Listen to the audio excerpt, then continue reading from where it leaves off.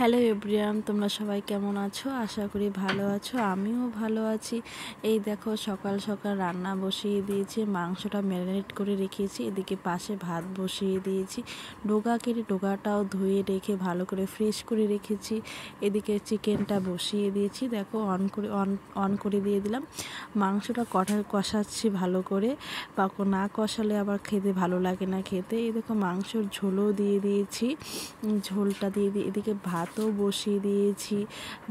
ভাত হয়ে গেছে, ভাতের মাড় ঝরাচ্ছি। ভালো করে মাঠটা ঝরাতে হবে একটু।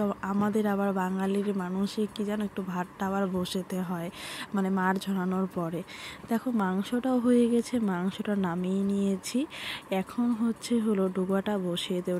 ডোগাটা একটু হাফ দিয়ে নিব, সেটা আবার হাফ না দিলে পরে শক্ত শক্ত লাগবে। তোমাদের দাদাভাই আবার খেতে ভালোবাসে না, আবার আজকে আবার ও বাড়িতে নেই, তার জন্য আমার মতো বানিয়েছি একটু শক্ত শক্ত করে।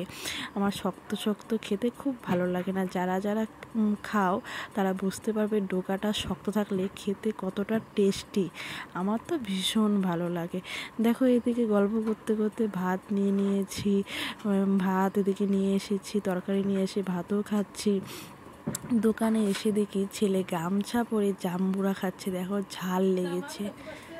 ছেলেকে স্নান করিয়ে নিয়ে চলে এসেছি। দেখো মুখে একটু ওর গরম সোটার মতো হয়েছিল, গরম ঠোসার মতো সেটাই আমি মলম দিচ্ছিলাম মুখে।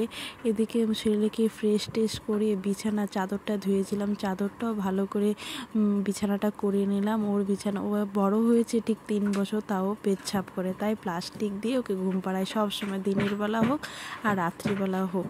এতে দেখো স্নান সেরে এসে মাথাও চিরুনি করে নিয়েছি। দেখো ছেলে এদিকে পাশে আবার ঘুমাচ্ছেও।